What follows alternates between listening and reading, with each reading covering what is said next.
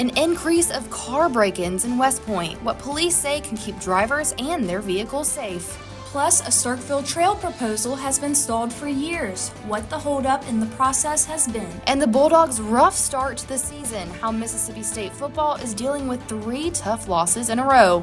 Your Take 30 News starts right now.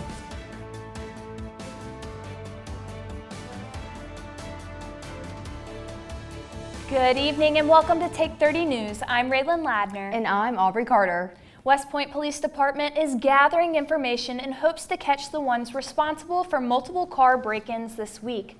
I spoke to West Point Police and residents about these break-ins.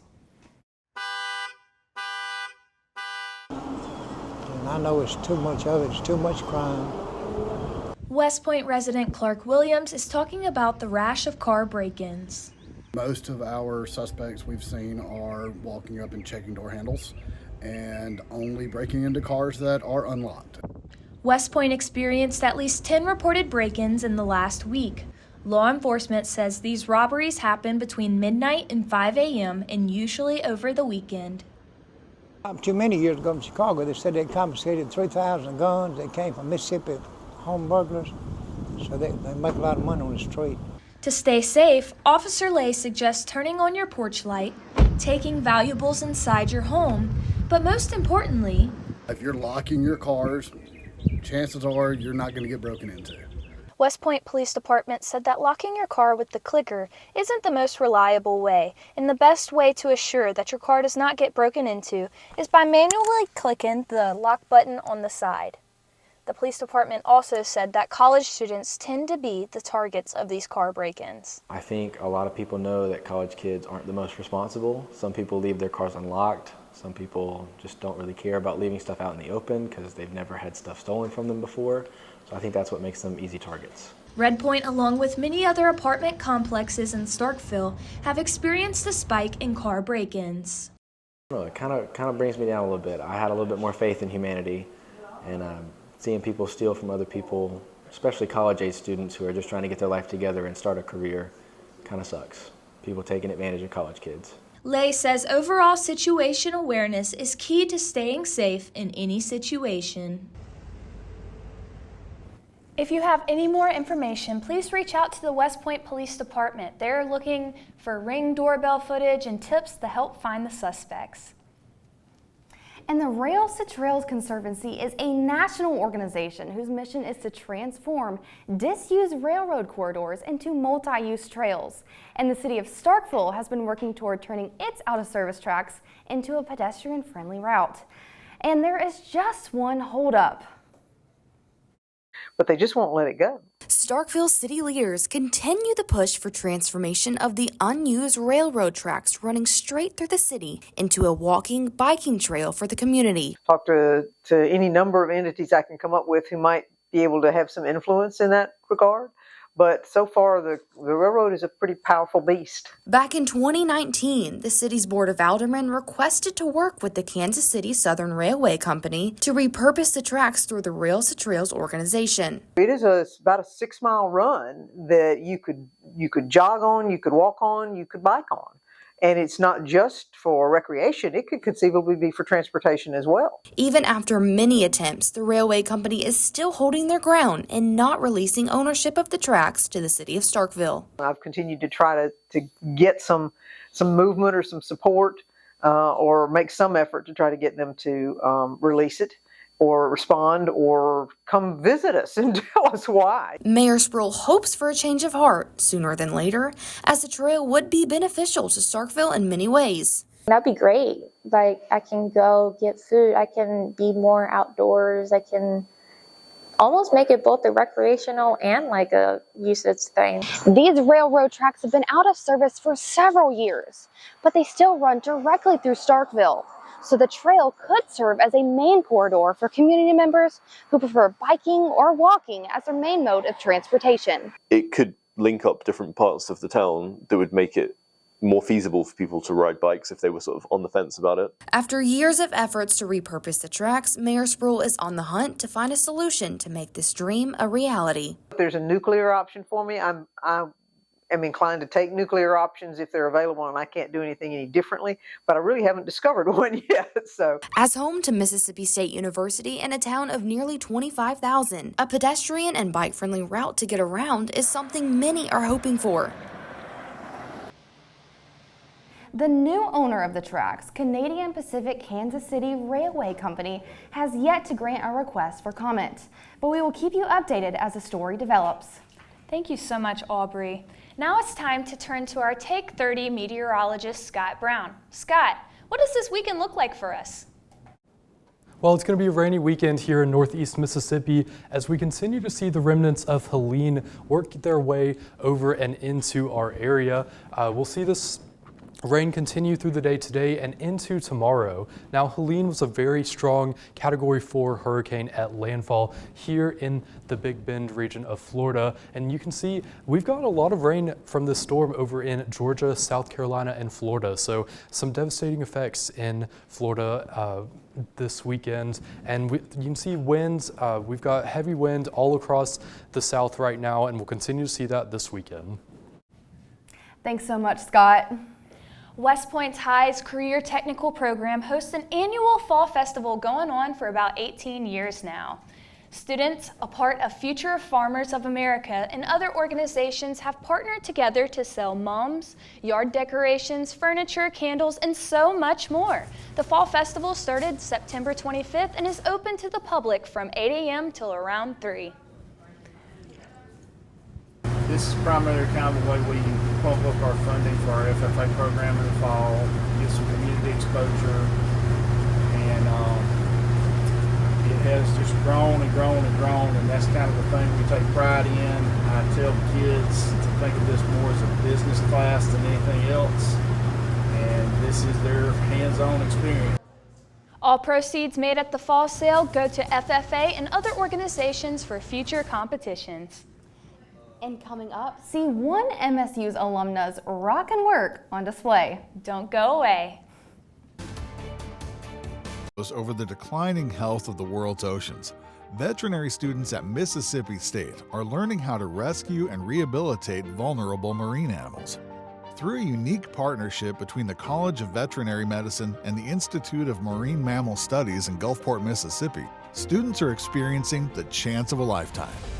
Real-time research of this fragile ecosystem prepares students for a future in providing care for sick and stranded dolphins, turtles, sea lions, and other marine species. At the same time, MSU's advanced diagnostic technology is helping innovate for solutions while improving treatment and outcomes. Not only are the waters of the Gulf Coast opening new worlds of discovery for Mississippi State veterinary students, they are much safer now, thanks to this game-changing partnership that's improving life for literally hundreds of aquatic animals. Welcome back to Take 30. I'm Aubrey Carter. And I'm Raylen Ladner. The MSU Visual Arts Gallery is currently hosting a concert poster exhibit featuring works from acclaimed artist Jamie Burwell Mixon. The exhibit spotlights over 80 posters designed for famous musicians, combining the world of art and music into one unique experience. Inside the MSU Visual Arts Gallery, you'll find a collection of over 80 posters, all curated by Jamie Burwell Mixon. From Eric Clapton to Elton John, these concert posters represent a unique blend of art and music. Mixon began her journey as an artist creating concert posters during her time in college. Her love for music and design eventually led her to collaborations with major venues and artists across the country. And you can see the collaboration around us now. I've got 88 posters in the exhibit, but I've done well over 100 concert posters since 2004. Attendees at the gallery can purchase framed copies of these iconic posters, with some available as limited reprints. So before I do any designing, I'm listening and I'm looking and really kind of focusing on that artist before I start touching that. And as far as the way I work, I would say in years past I've always drawn, and I'm doing charcoal drawings or graphite drawings, or in some cases like a Bruno Mars, it's a watercolor painting that I've done. For Jamie Burwell Mixon, this exhibit is not just a collaboration of her career, but a way to give back to her alma mater. where her passion for art first began. The live in concert exhibit is up until October 5th, and if you want more from Mixon, she sells her artwork in Flowood, Mississippi at Pacesetters Gallery. Or you could just visit her website at www.cargocollective.com/jburwellmixon. With Take 30 News, I'm Brandon Bell. The live in-concert exhibit will be on display until October 5th. For more information about Jamie Burwell Mixon's work, you can visit her website or see her art in person at the Pacesetter Gallery. Yeah, that does seem like a rockin' time. Thanks, Brandon, for bringing us that story. And in other entertainment news, Chi Omega Sorority hosted their annual Limelight Dance Competition last night. And the competition is their biggest event of the year and involved 24 other Greek organizations. Out of those, Sigma Phi Epsilon and Phi Mu winning the overall fraternity and sorority competitions. Limelight raises money for Chio's national philanthropy, Make-A-Wish. This year, Chio's wish kid was 3-year-old Lee, who wished to go to Disney World. Mississippi Make-A-Wish CEO Allison Tyler says that Chi Omega has raised over $500,000 for the organization. Make-A-Wish Mississippi confirmed on their Instagram story that that's enough money to make Lee's wish of going to Disney World come true. Well, it's been a rainy day here in Northeast Mississippi today. A full look at your weather for the rest of the day today and this weekend coming up after the break. Don't go anywhere.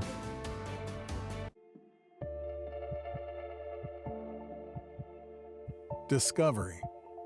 It tells our history and determines our future. At Mississippi State University, we're digging deep, unlocking an understanding of our past, validating it. Middle East exploration by faculty and students is uncovering evidence that unravels ancient mysteries. Scholars have long thought of the biblical kings David and Solomon as mythological figures. Our research offers evidence that supports their existence, boosting MSU into an international league of experts on archaeology. Now we're changing the way people think about the past, opening up new possibilities of understanding for future generations. Digging deeper, learning more. When it comes to making the world a better place, it's all in the numbers at Mississippi State University. Our big data science researchers are creating astonishing new algorithms to model human behavior and consumer activity to identify anomalous purchasing patterns. Interpreting the data creates heat maps that can signal fraudulent activity and even predict likely cybercrime locations and perpetrators. And as the only academic institution to team with a state-level DHS agency in the study of transactional data of the Supplemental Nutrition Assistance Program, MSU is helping prevent misuse while ensuring that benefits are being used as intended. These successes are opening doors for similar research partnerships with banking, insurance, credit card, and other data-intensive industries, leading to consumer confidence in online and other transactions. Making numbers count. Mississippi State University. Well, we started off rainy today. We've seen a lot of that rain start to pack its way into Northeast Mississippi over the last couple of hours. And we're going to continue to see the remnants of Helene start to curve in to our area as we go through the night tonight. Right now here in Starkville, we've got a temperature of 66 degrees, feels like 66 as well, so it's pretty humid out there right now with all that rain coming down. And you can see on Campus Cam, we've got a lot of clouds in the area as well. All across Northeast Mississippi, we are sitting in those lower to mid 60s, 66 here in Starkville, 65 in Houston, 66 in Tupelo, and we're a little warmer down in Macon, 72 degrees, and that's because they haven't seen a lot of that rain just yet, but they will start to cool down later as they start to see that rain come into their area. Now, as we go through the night tonight, around 5 p.m., we're going to still see that rain in Starkville, 69 degrees, but all night tonight, we'll stay in those mid 60s, so we won't cool down too drastically tonight compared to the day today. Tomorrow, 77 degrees in Starkville. It's going to be basically similar to today. We're going to start out dry, but tomorrow night we might start to see some of that rain build in. Otherwise, seasonal temperatures tomorrow and for the rest of the week, really.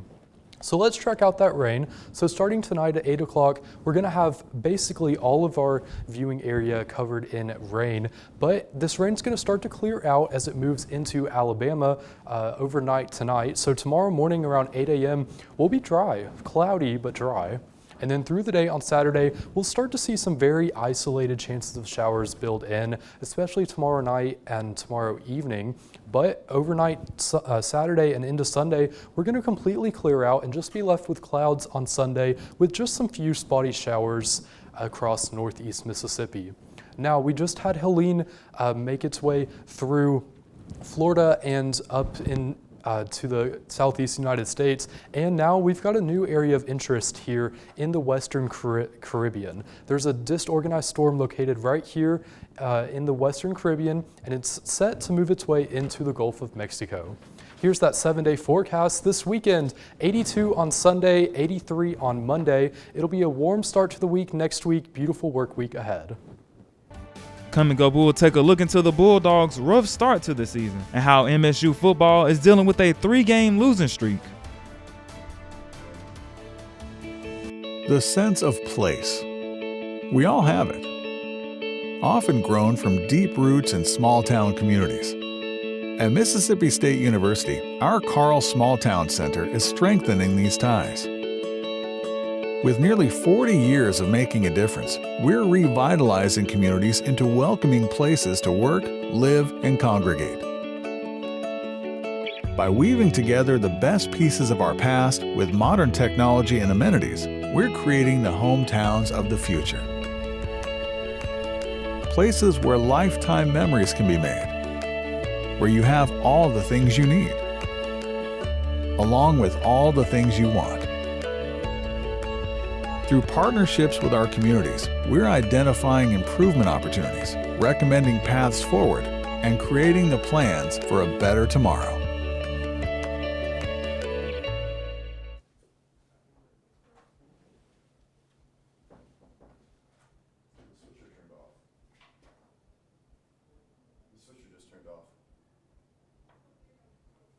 Welcome back to Take 30 News. I am Anthony Jenkins Jr. here with your sports update. Also joining me live in the studio is sports reporter Teirrah Tidwell. Teirrah, what can you tell us about the MSU Bulldogs season so far?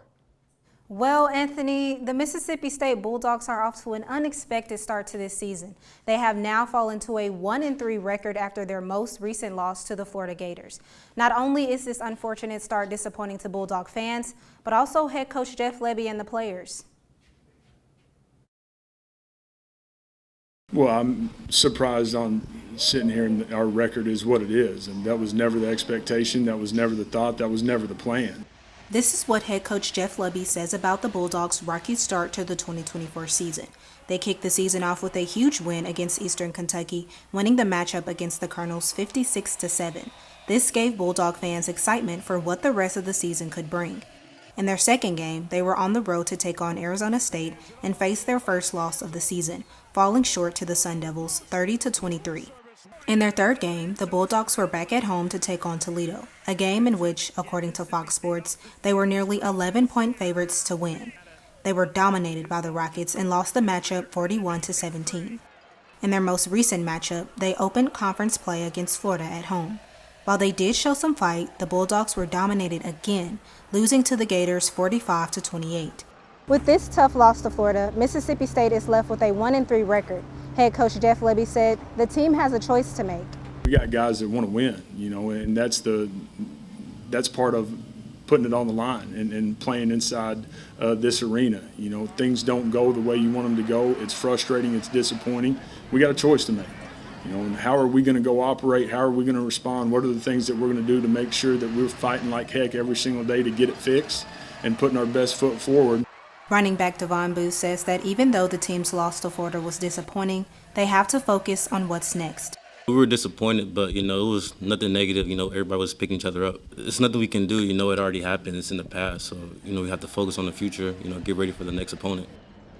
With 8 games left in the season, 7 of which are against SEC opponents, the Bulldogs and their fans are hoping they can turn things around. The Bulldogs will be on the road this weekend to take on the #1 ranked and new SEC team, Texas Longhorns. Saturday's kickoff will be at 3:15 p.m. Back to you, Anthony. Thanks, Teirrah. Let's head into some high school football action as the Starkville Yellow Jackets had a great start to their season last Friday, but they get the ultimate test going toe-to-toe with the defending 4A state champs in the Louisville Wildcats. How about we get right into it? This is a highly anticipated matchup and was a thrill to watch. A game of the year, in my opinion. The first quarter, first play for the Yellow Jackets. Quarterback Jalen Ruffin throws it deep to DJ Harrison, and he takes it all the way, showcasing his speed for 6 points. The Louisville Wildcats not going down without a fight as they get physical with the Yellow Jackets with this rushing touchdown by Corbin Sanders. Rumbling and stumbling to the end zone. The Wildcats back with the ball. Quarterback Xavier Hunt throws it to tight end Aiden Coleman, and he breaks not one tackle, not two tackles, but 3 tackles. He does get stopped at the goal line, but Louisville would eventually punch it in as quarterback Xavier Hunt finds the D lineman Mitchell Turner for the touchdown. You gotta love the big boy scores. Starkville trying to answer back and does with the duo once again. And Jalen Ruffin dropping back, throwing the bomb to DJ Harrison. He catches it one hand. Louisville will win it, though, with a close score, 42-41. The Louisville Wildcats remain undefeated for the season, but Starkville take their first loss.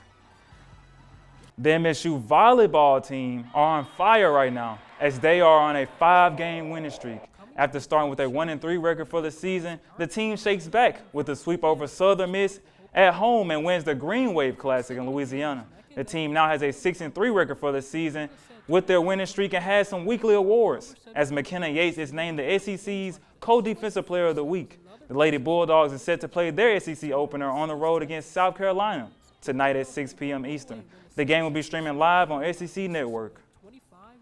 Our MSU's women's soccer team are also on fire with the 8-1 record for the season. The Lady Bulldogs shut out both conference opponents in Texas and Oklahoma. The women's soccer team are now ranked number 9 in the United Soccer's coaches poll, which is the highest national ranking program history. Midfielder Allie Perry said she was proud in the effort the team showed in their wins. It was very important to me. I'm a Texas girl. I'm from Texas, so I've had a big mark on the calendar. Like, this is my big game I've been focusing on, and it just means more to me. But this week was a great week. Like, starting off SEC, 6 points away, home. Both the new SEC members. It was just the best way we could have started SEC, and I'm very thankful and proud of our team for all the effort we've put into this. The soccer team is also set to play soccer on the road. The date is pending due to weather conditions, as our meteorologist Scott told us. But that's all we have for sports. Hope to see you guys next week. And back to you, Aubrey. Thanks so much, Anthony. Well, coming up, a seminar for seniors, how one local expo works to bring services to Columbus residents in their golden years. We'll be right back. At Mississippi State University, student-led teams are taking one of the country's biggest health issues to heart. Out to unravel one of science's unsolved mysteries, researchers in MSU's Department of Agriculture and Biological Engineering are asking why and when healthy cells in human arteries can begin changing into bone-like structures that hamper blood flow. This calcification contributes to strokes and heart attacks, 2 leading causes of death in Mississippi. As part of their groundbreaking research, students are designing a 3D model that allows them to understand how arteries act within the body and what changes them. By recreating what is happening at the cellular level, researchers are pursuing ways to stop and reverse the process of calcification. Testing treatments could lead to new solutions, helping reduce the number of people struggling with the effects of poor heart health, and ultimately saving lives. Mississippi State University, getting to the heart of better health for Mississippians.